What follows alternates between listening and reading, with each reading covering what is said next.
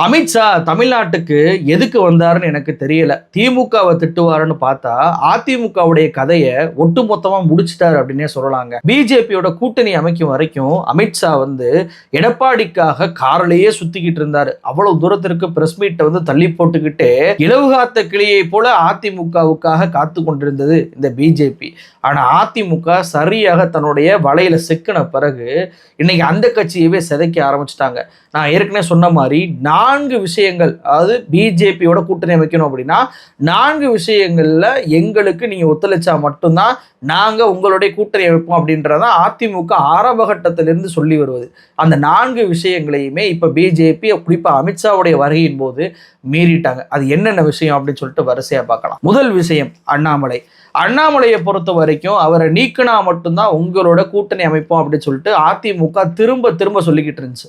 எந்த அளவுக்கு அப்படின்னா, போன முறை 2 மாசத்துக்கு முன்னாடி அமித்ஷா வரும்போது பார்த்தீங்கன்னா, அவர் வரும்போது தேசிய ஜனநாயக கட்சியுடைய கூட்டணி தலைவர்கள் பிரஸ் மீட் அப்படின்னு சொல்லி தான் பிரஸ் மீட்டோடைய அந்த பேனரே வைக்கப்பட்டுச்சு. ஆனா அண்ணாமலையை நீக்கிற வரைக்கும் நாங்க வரமாட்டோம் அப்படின்னு சொல்லி பிடிவாதமாக இருந்து ஒரு தேசிய கட்சியுடைய மாநில தலைவர் பதவி அவசரமாக நடத்தப்பட்டு யாருமே, அதாவது போட்டியில் இருக்கக்கூடிய தமிழிசையா இருக்கட்டும், பொன்ராதாவா இருக்கட்டும், இவங்க அத்தனை பேருமே முன்மொழிந்து ஒரு தலைவரை தேர்ந்தெடுக்கக்கூடிய ஒரு வினோதமான விஷயம் அங்க நடந்துச்சு. அந்த அளவுக்கு எந்த போட்டியுமே இல்லாம நயினார் நாகேந்திரனை நாங்கள் தலைவராக தேர்ந்தெடுத்து விட்டோம் அப்படின்னு சொல்லிட்டு எல்லா நியூஸ்லையும் ஃபிளாஷ் ஆன பிறகுதான் எடப்பாடி பழனிசாமி அவருடைய ஆட்களோடு பார்த்தீங்கன்னா அவர் வீட்டில இருந்தே கிளம்பினார். இதெல்லாம் நம்ம லைவ்ல பார்த்தோமா இல்லையா? அப்போ அண்ணாமலையை நீக்கின பிறகுதான் அதிமுக பாஜக கூட்டணி என்பது அன்னைக்கு பிரஸ் மீட்ல எல்லா தலைவர்களும் உட்கார்ந்து இருந்ததை நம்ம பார்த்தோம். இப்போ இந்த அண்ணாமலை மறுபடியும் சீனுக்குள்ள வர ஆரம்பிச்சிட்டார். வழக்கத்திற்கு மாறாக அரசியலை அண்ணாமலை பேச ஆரம்பிச்சிட்டாரு. ஞானசேகரனுடைய போன் ரெக்கார்டை வெளியிட்டதா இருக்கட்டும், அதே போல பார்த்தீங்க அப்படின்னா பிரஸ் மீட்டுகளை சந்திக்கிறதா இருக்கட்டும், அதே போல பார்த்தீங்கன்னா முதலமைச்சர் ஸ்டாலினுக்கு எதிராகவோ திமுக ஆட்சிக்கு எதிராகவோ அறிக்கைகள் விடுவதாக இருக்கட்டும். இவ்வளவு ஏன், அமித்ஷா வந்தப்ப இந்த மையக்குழு கூட்டம் நடந்துச்சு. அந்த மையக்குழு கூட்டத்துல அமித்ஷாவுக்கு பின்னாடி ஒரு பேனர் வைக்கப்பட்டிருந்துச்சு. அந்த பேனரை காட்டுறேன் பாருங்க. அந்த பேனர்ல அண்ணாமலையுடைய படம் இருக்கு. அதாவது நயினார் நாகேந்திரன் தான் மாநில தலைவர், எல்முருகன் அந்த மாநிலத்துடைய இணை அமைச்சர் என்பதற்காக அவருடைய போட்டோ போடலாம். எதற்காக அண்ணாமலையோட போட்டோ போட்டிருக்கிறாங்க? ஏன்னா அண்ணாமலையை பொறுத்த வரைக்கும் அவர் தேசிய பொதுக்குழு உறுப்பினர் மட்டும்தான். அதே பதவி தான் தமிழிசைக்கு இருக்கு, அதே பதவி தான் கருணாகரன் இருக்கு, அதே பதவி தான் பொன்ராதாவுக்கும் இருக்கு, எச் ராஜாவுக்கும் இருக்கு. அவங்களுடைய போட்டோலாம் இல்லாம சம்பந்தமே இல்லாத அண்ணாமலையுடைய போட்டோவுமே அந்த பேனர்ல நேற்றைக்கு இருந்ததை நாம கவனிச்சோம். அந்த நிகழ்ச்சி மட்டுமல்ல, அதற்கு பின்பு நடந்த அந்த நிர்வாகிகள் கூட்டத்தோடைய அந்த கூட்டத்திலேயுமே அண்ணாமலை அமித்ஷாவுக்கு பக்கத்துல முதல் வரிசையில இடம் ஒதுக்கப்பட்டுச்சு. அண்ணாமலைக்கு பேசவும் வாய்ப்பு கொடுக்கப்பட்டுச்சு. அப்போ அண்ணாமலையை நீக்கிடணும், அவர் சீன்லே இருக்கக்கூடாது என்ற அதிமுகவுடைய முதல் டிமாண்ட் அந்த கூட்டணி அமையும் வரைக்கும் கடைபிடித்த அந்த பாஜக, கூட்டணி அமைஞ்ச பிறகு 1 மாசம் வரைக்கும் கடைபிடித்த அந்த பாஜக இப்போ அதை அப்படியே பிளேட்டை திருப்பி மறுபடியும் அண்ணாமலையை சீன்ல கொண்டு வந்துட்டாங்க. இதனால அதிமுகவுடைய தலைவர்கள் குறிப்பா எடப்பாடி பழனிசாமி பேசுறதே மீடியாவுடைய போக்கஸ் ஆக மாட்டேங்குது அப்படின்ற கவலை இப்போ எடப்பாடி பழனிசாமியும் அதிமுகவையும் தொத்தி இருக்கு. இது முதல் ஒப்பந்தத்தை மீறினது. 2வது ஒப்பந்தம் என்ன அப்படின்னா, அதிமுக தான் கூட்டணிக்கு தலைமை ஏற்கும் அப்படின்றது. இந்த அதிமுக தான் தலைமை ஏற்கும் அப்படின்றத இன்னைக்கு அமித்ஷாவுடைய வருகையின் பின்பும் பாரும் சரி, அமித்ஷாவுக்கு வருகைக்கு முன்பும் சரி, தொடர்ச்சியாக இந்த பிஜேபி மீறிக்கிட்டே இருக்காங்க. பாமக கூட்டணியில வரணுமா வரலையா அப்படின்றத யாரு பேசணும்? அதிமுகவுடைய CV சண்முகமோ முனுசாமியோ போய் ராமதாஸ் அவர்களை போய் சந்திக்கலாம், அல்லது அன்புமணியை போய் சந்திக்கலாம், அல்லது பிரஸ் மீட் மூலமாக அழைப்பு விடலாம். ஆனா யாருமே அதிமுக சார்பாக பாமக கூட்டணிக்கு அழைக்கல.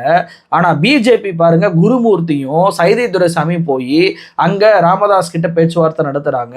திருப்பி ராமதாஸ் சென்னைக்கு வரும்போது எடப்பாடி பழனிசாமியை போய் பார்க்க மாட்டாரு. ஆனா குருமூர்த்தி போய் பார்க்கிறாரு. அன்று இரவே பாத்தீங்கன்னா அமித்ஷா சொல்வது சரிதான், தேசிய ஜனநாயக கூட்டணி தான் ஆட்சிக்கு வரப்போகுது அப்படின்ற ஸ்டேட்மெண்ட் அவர் கொடுக்கிறாரு. அப்ப தேசிய ஜனநாயக கூட்டணினா என்ன? அவருடைய தலைமை யாரு? அதிமுக தானே. அப்ப அதிமுக தான் ஆட்சிக்கு வரும் என்ற வார்த்தை ராமதாஸ் வாயிலிருந்து வரவே இல்லை, அன்புமணி வாயிலிருந்து வரவே இல்லை. தேமுதிக கூட நீங்க எடுத்துட்டீங்கன்னா ராஜ்யசபா சீட்டை 2026 நாங்க கொடுப்போம், அவங்க எங்கிட்ட வருவாங்க அப்படின்னு சொல்லிட்டு அழைப்பை அதிமுக தான் விட்டுச்சு, பிஜேபி விடல. அதை மறுத்தது வேற விஷயம்னு வச்சுக்கோங்களேன். ஆனா அழைப்பு விட்டாங்கல்ல, ஆனா அது போன்ற அழைப்பை பாமகவுக்கு அதிமுகவும் விடல, பாமகவும் அதிமுக கூட்டணியில் நாங்க இருக்கிறோம்ன்ற வார்த்தையும் ராமதாசும் அன்புமணியும் பயன்படுத்தவே இல்லை. இவ்வளவு ஏன் நேற்றைக்கு கூட வானதி பாத்தீங்கன்னா பாமகன்ற பெரிய கட்சி பாஜக கூட்டணிக்கு வந்த உடனே திமுக கலக்கம் அடைஞ்சிருக்கு அப்படின்றாங்க. அப்போ பாமக கூட்டணியில் இருக்குன்றத வானதி சொல்றாங்க, அமித்ஷா சொல்றாங்க, நயினார் சொல்றாங்க. ஆனா அதிமுகவை சேர்ந்தவர்கள் ஒருத்தர் கூட சொல்லவே இல்லை. இவ்வளவு ஏன் சின்ன கட்சியா இருக்கக்கூடிய ஜி.கே. வாசன் அவருடைய கட்சியா இருக்கட்டும், சண்முகம் அவருடைய கட்சியா இருக்கட்டும், இந்த கட்சி எதுவுமே பாத்தீங்கன்னா நாங்க பாஜக கூட்டணியில தான் இருக்கோம்னு சொல்றாங்களே தவிர, ஜான் பாண்டியன் உட்பட யாருமே அதிமுக தலைமையிலான கூட்டணியில் இருக்கிறோம் என்ற வார்த்தையை ஒருவருமே பயன்படுத்தவே இல்லை. அப்போ அதிமுக தலைமையில் தான் கூட்டணி அப்படின்றது மிகப்பெரிய $1 பில்லியன் கொஸ்டினா மாறி இருக்கு. அந்த ஒப்பந்தத்தையுமே பிஜேபி இன்னைக்கு மீறுகிறாங்க, கூட்டணி கட்சிகளும் மீறாங்க. மூன்றாவது ஒப்பந்தம், அதாவது டிடிவி தினகரனையும் ஓபிஎஸ்ஸையும் எங்க கூட சேர்க்க முடியாது அப்படின்றது தான் எடப்பாடி பழனிசாமியோடைய முக்கிய உத்தரவு. ஏன்னா எடப்பாடி பழனிசாமி அன்னைக்கு முதலையாக அமித்ஷா கூட அந்த கூட்டணிக்கு பிரஸ் மீட்ல அறிவிப்பதற்காக உட்கார்ந்தாரு தெரியுமா. அப்போ டிடிவி தினகரனும் ஓபிஎஸும் அங்கே வர வேண்டியது. ஆனால் இதற்காகவே பார்த்தீங்கன்னா டிடிவி தினகரன் நெஞ்சு வெளின்னு சொல்லிட்டு அப்போலோவில் போய் உட்கார வச்சுட்டாங்க. ஓபிஎஸ் கோயம்புத்தூரில் ஆயுர்வேத சிகிச்சை அப்படின்னு சொல்லிட்டு அவர் அனுப்பி வச்சுட்டாங்க. அப்போ இந்த பிரச்சனை வந்துடக்கூடாது அப்படின்றக்காண்டி டிடிவி ஓபிஎஸ்சி ஒதுக்கி வச்சிருந்தாங்க இந்த பிஜேபி. கடந்த 1 மாத காலமாக நீங்கள் பார்த்தீங்க அப்படின்னா டிடிவி தினகரன் வெளியே வரவே இல்லை, ப்ரெஸ் மீட் கொடுக்கவே இல்லை. ஓபிஎஸும் வெளியே வரவே இல்லை, ப்ரெஸ் மீட் கொடுக்கவே இல்லை. என்ன நிலைமை ஆச்சு? அதிமுக கிடைச்ச உடனேயே 2 பேரையும் பிஜேபி கலட்டி விட்டுருச்சா அப்படின்னு சொல்லி எல்லாருமே நினச்சிக்கிட்டு இருந்த சூழ்நிலையில் இப்போ அந்த ஒப்பந்தத்தையுமே பிஜேபி மீறிட்டாங்க. குறிப்பாக டிடிவி தினகரன் அவர் ஒரு ப்ரெஸ் மீட்டை கூட்ட என்ன சொல்றாருன்னா, நாங்கள் அதிமுக கூட்டணிக்கு போகல, அதிமுக தான் நாங்கள் இருக்கக்கூடிய தேசிய ஜனநாயக கூட்டணிக்கு வந்திருக்கிறது, எங்க இடத்துக்கு தான் அவங்க வந்திருக்காங்களே தவிர நாங்கள் அவங்க கிட்ட போகல அப்படின்ற ஸ்டேட்மெண்ட்டை அவர் கொடுக்கிறார். அப்போ உண்மையிலேயே இதை மறுக்க வேண்டிய நயினார் நாகேந்திரன் அவர் என்ன சொல்றாருன்னா, ஆமா டிடிவி தினகரன் எங்களுடைய கூட்டணியில் தான் இருக்கிறார், விரைவில் பாமக சேரும் அப்படின்னு சொல்லிட்டு அவர் வார்த்தையை பயன்படுத்துறார். அப்போ டிடிவி தினகரன் கூட்டணியில் சேர்க்கக்கூடாது என்ற அதிமுகவுடைய ஒப்பந்தத்தை அங்கே நயினார் நாகேந்திரனுடைய ஸ்பீச்சை வச்சு நம்மளால தெரிஞ்சுக்கிற முடியுது. அப்போ டிடிவி தினகரனும் சரி, டிடிவி தினகரன் என்ன சொல்றாரு, ஓபிஎஸும் அவருக்கு உரிய முக்கியத்துவம் கொடுக்கப்படுது, அவரும் எங்கள் கூட்டணியில் தான் இருக்கிறான்னு சொல்றாரு. ஓபிஎஸ் மதுரையில் ஒரு திருமண நிகழ்ச்சியில் போய் நயினார் நாகேந்திரனை பார்த்து அவங்க கிடச்சிட்டாங்கன்றக்காண்டி எங்களை கழட்டி விட்டீங்களே அப்படின்னு சொல்லி புலம்பி இருக்கக்கூடிய செய்திகளை எல்லாம் நம்ம மீடியாக்களில் பார்த்தோம். அப்போ இந்த 2 பேரையுமே சேர்க்கக்கூடாதுன்ற ஒப்பந்தத்தை மீறி இந்த 2 பேரையுமே இப்போ எங்கள் கூட்டணியில் தான் இருக்கிறாங்க அப்படின்னு சொல்லிட்டு வெளிப்படையாகவே பிஜேபி இப்போ அறிவிச்சு அந்த 3வது ஒப்பந்தத்தையுமே மீறி இருக்கிறாங்க. 4வது ஒப்பந்தம் கூட்டணி ஆட்சி. அதாவது கூட்டணி ஆட்சியெல்லாம் கிடையாது, நாங்கள் அதிமுக தான் நாங்கள் ஆட்சி அமைப்போம், நீங்கள் தேர்தலில் வேணால் கூட்டணி அமைங்கன்றது தான் அதிமுகவுடைய நிலைப்பாடு. ஏன்னா முதல்ல அதிமுக பிஜேபி கூட்டணியை அறிவிக்கும் போதே அமித்ஷா அவர்கள் என்ன சொன்னார், 2 மாதத்துக்கு முன்னாடி என்டிஏ ஆட்சி தான் தமிழ்நாட்டில் நடக்கும், எடப்பாடி தலைமையிலான அந்த கூட்டணி ஆட்சி தான் நடக்கும் அப்படின்ற வார்த்தையை பயன்படுத்தினார். மறுநாளே பிரஸ் இபிஎஸ் அவர்கள்ட்ட போய் கேட்கும்போது, இல்லை அதெல்லாம் கிடையாது, கூட்டணி ஆட்சிக்கெல்லாம் வாய்ப்பே கிடையாது, நாங்கள் தனித்து தான் ஆட்சி அமைப்போம், கூட்டணி வேணால் இருக்கட்டும் அப்படின்ற மாதிரி தான் எடப்பாடி பழனிசாமி ஸ்டேட்மெண்ட் கொடுத்திருந்தாரு. ஆனா இப்போ அதை மீறிட்டாங்க. ஏற்கனவே 2 மாசத்துக்கு முன்னாடி அமித்ஷா சொன்னதையே மறுபடி இப்போ அமித்ஷா வருகையின் போது மீண்டும் அதையே சொல்லியிருக்காரு. இந்த முறை இன்னும் உச்சகட்டத்துக்கு போய் 2026 தேர்தலில் பாஜக தான் ஆட்சி அமைக்கும், அதுவும் எப்படி ஒடிசாவில் எப்படியோ டெல்லியில் எப்படியோ அதே போல தமிழ்நாட்டிலும் நாங்கள் ஆட்சியை பிடிப்போம், பாஜகவுடைய கூட்டணி ஆட்சி தான் தமிழ்நாட்டில் இருக்க போகிறது அப்படின்னு சொல்லி ஒரு அறிவிப்பை பண்ணியிருக்கிறாரு. அப்போ எடப்பாடி பழனிசாமி முதலமைச்சர் இல்லையா, அதிமுக தலைமையிலான கூட்டணி இல்லையா, அதிமுக அங்கே ஆட்சியை பொறுப்பேற்று அதில் ஒரு அமைச்சராக இருப்போம்னு சொன்னாலும் பரவாயில்ல, பிஜேபி தான் ஆட்சி அமைக்கும், பிஜேபி கூட்டணி ஆட்சி தான் அமைக்கும் அப்படின்னா அதிமுகவை விட நாங்கள் தான் முதலமைச்சராக மாறுவோம், அதிமுக எங்களுக்கு கீழே தான் இருக்கும் அப்படின்றதான் அமித்ஷாவுடைய ஸ்டேட்மெண்ட்.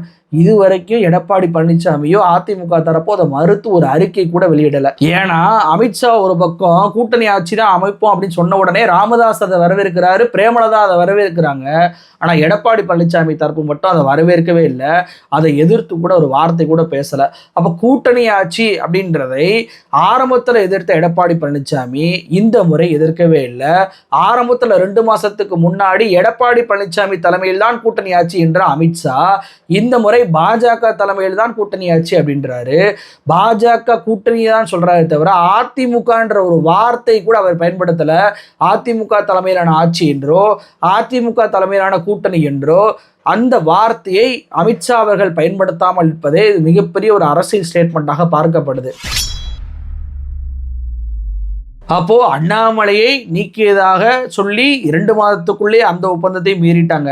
கூட்டணி அதிமுக தலைமை தான் சொல்லி அந்த ஒப்பந்தத்தை மீறிட்டாங்க. டிடிவியும் ஓபிஎஸ் சேர்க்கக்கூடாது என்ற சொன்ன அந்த ஒப்பந்தத்தை மீறிட்டாங்க. அதிமுக கூட்டணி ஆட்சிலாம் கிடையாதுன்னு சொன்ன அந்த ஒரு விஷயத்தையுமே இன்னைக்கு பிஜேபி மீறி இருக்கிறாங்க. அப்போ கூட்டணி அப்படின்ற பெயர்ல போட்ட ஒப்பந்தம் அத்தனையுமே 2 மாதத்தில் பிஜேபி மீறி இருக்கிறது. இதுதான் பிஜேபி. அவங்களோட கூட்டணி அமைக்கிற எந்த கட்சியுமே அவங்க நல்லா விட்டதாக சரித்திரமே கிடையாது. அப்படிப்பட்ட கட்சிகிட்ட போய் தேர்தல் நெருக்கத்தில் கூட்டணி வச்சாலும் பரவாயில்ல, யாராவது 1 வருஷத்துக்கு முன்னாடி போய் தலையை கொடுப்பாங்களா? எடப்பாடி பழனிசாமி இன்னைக்கு தலையை கொடுத்து இன்னைக்கு வெளியே எடுக்க முடியாம, மெல்லவும் முடியாம, பேசவும் முடியாம திணறி போயிருப்பதை தான் நம்மளால பார்க்க முடியுது. ஏன் தலையை எடுக்க முடியலன்ற வார்த்தையை சொல்றேன் அப்படின்னா, இந்த கூட்டணி ஒப்பந்தத்தை மட்டும் இந்த பிஜேபி மீறல, மாறாக அதிமுகவுடைய கொள்கையே மீறக்கூடிய வகையில எங்க கூட்டணி ஒரு மதவாத கூட்டணி தான் அப்படின்ற ப்ரொஜெக்ட் பண்ணக்கூடிய எல்லா வேலைகளையுமே பிஜேபி ஈடுபட ஆரம்பிச்சிருச்சு. ரொம்ப குறிப்பா முருக பக்தர்கள் மாநாடு ஜூன் 22 நாங்க இந்த மாநாட்டை மதுரையில் நடத்த போறோம். அதுவும் இந்த மாநாடு முஸ்லிம்களுக்கு எதிரானது என்பதை போல சித்தரித்து சிக்கந்தர் மலை உள்ளிட்ட பல்வேறு வார்த்தைகளை பயன்படுத்தி தான் அமித்ஷா அவர்கள் பேசின மீட்டிங்ல கூட பேசிட்டு போனாரு. ஆனா அதிமுக நிலைப்பாடு அதுவா? அதிமுக பொறுத்த வரைக்கும் திருப்பரங்குன்றம் மலை பிரச்சனை வரும்போதே பாத்தீங்கன்னா அனைத்து கட்சி கூட்டத்துல கலந்து கொண்டு இது எங்களுடைய மலை, இங்கே தர்காவும் இருக்கும், கோயிலும் இருக்கும், இங்க யாருமே வெளியாட்கள் நுழைந்து பிரச்சனை பண்ணுவதற்கு நாங்க அனுமதிக்க மாட்டோம், அண்ணன் தம்பிகளாக மாமன் மச்சானால மட்டும்தான் நாங்க பழகுவோம், இந்த மலையில் எந்த பிரச்சனையும் நாங்கள் பண்ணுவதற்கு அனுமதிக்க மாட்டோம் அப்படின்னு சொல்லி அன்னைக்கு இந்து முன்னணி பாஜக அறிவித்த போராட்டத்திற்கு எதிராக அதிமுகவுடைய மாவட்ட நிர்வாகிகள் அனைத்து கட்சி கூட்ட நிர்வாகிகள் விஷயத்துல கலந்து கொண்டு கருத்து தெரிவித்து கையெழுத்தும் போட்டிருக்கிறாங்க. அனைத்து கட்சி நிர்வாகிகள் போட்ட கையெழுத்து மாவட்ட கலெக்டருக்கு போயிருக்கு, கமிஷனருக்கு போயிருக்கு, எஸ்பிக்கு போயிருக்கு. மதுரை மக்களுக்குமே அது வெளிப்படையா தெரிஞ்ச ஒரு விஷயம்தான். அப்போ திருப்பரங்குன்ற விவகாரத்துல இந்த பிஜேபி செய்யக்கூடிய மதவாத அரசியலை அதிமுகவுடைய மதுரை மாவட்ட நிர்வாகிகள் எதிர்க்கிறார்கள். இதுதான் அதிமுகவுடைய நிலைப்பாடு. ஆனா இன்னைக்கு அதிமுகவை கூட்டணியில வச்சுக்கிட்டு நாங்க முருக பக்தர்கள் மாநாடு நடத்த போறோம், சிக்கந்தர் மலையின் திமுக சொல்ல பார்க்குது அப்படின்ற ஒரு மதவாத பிரச்சனையை கிளப்பி வருகின்ற ஜூன் 22 ஒரு மதவாத மாநாடை, சங்கி மாநாடை அவங்க நடத்த இருக்கிறாங்க.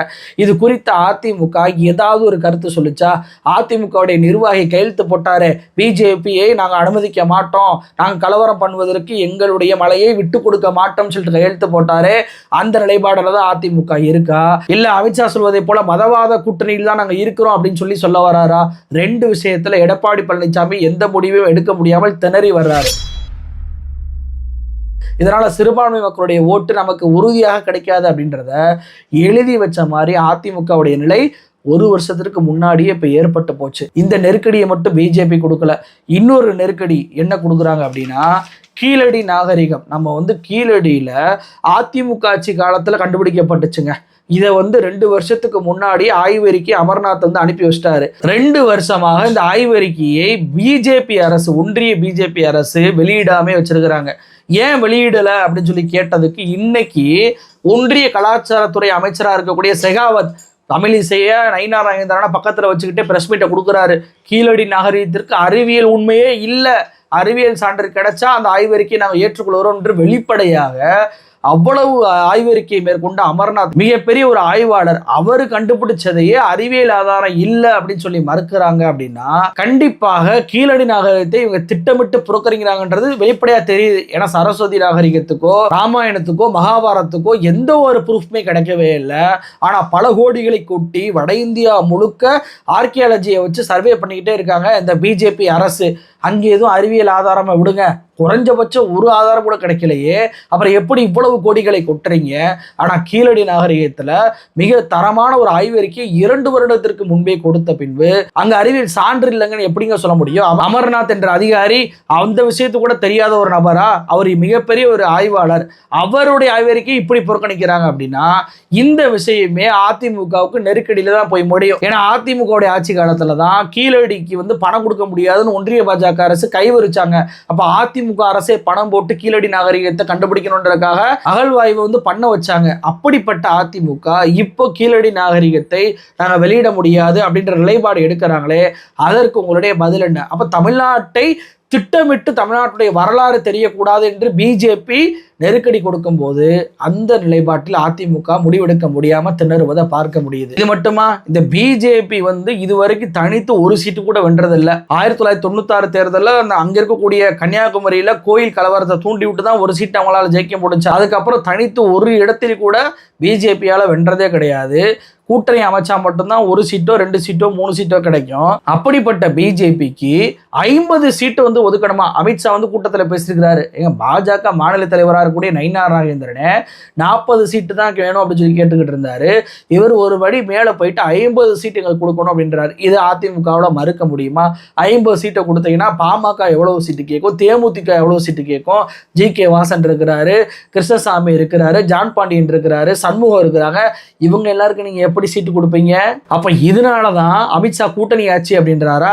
அதிமுகவுக்கு பெரும்பான்மையான சீட்டு கூட நிக்க முடியாத நிலைமை ஏற்பட்டு ஒருவேளை அவங்க ஜெயிச்சாங்க அப்படின்னா நம்மளுடைய ஆதரவுனாலதான் அவங்க நிற்க முடியும். நாம எப்படி நிதிஷ்குமார் கம்மியான சீட்டு ஜெயிச்சு அவர் முதலமைச்சராக மாறினாரோ அதே போல நாம முதலமைச்சர் ஆயிரலாம் என்ற அடிப்படையில் தான் அமித்ஷா பாஜக ஆட்சியை பிடிக்கும், பாஜக கூட்டணி ஆட்சி அமைக்கும் அப்படின்னு சொல்றாரா அப்படின்ற கேள்வி எனக்கு எழுதுங்க. அப்ப நெருக்கடி மேல நெருக்கடி என்பது அதிமுகவுக்கு பிஜேபி இப்பவே கொடுக்க ஆரம்பிச்சிட்டாங்க. தமிழர் விரோத செயல்பாடுகளை நாங்கள் செய்வோம், எங்க கூட நீங்க கூட்டணியில் இருந்துதான் ஆகணும் என்ற ஒரு வருஷத்துக்கு முன்னாடி கூட்டணி அமைச்சது இதுக்கு தானோ அப்படின்ற கேள்வியும் எனக்கு எழாம இல்லை. அதிமுக தமிழர் விரோத கட்சியான பிஜேபியோட கூட்டணி அமைச்சதற்கு அதிமுக இதெல்லாம் அனுபவிக்கணும் அப்படின்றதான் மக்களுடைய பார்வையா இருக்கு. நன்றி.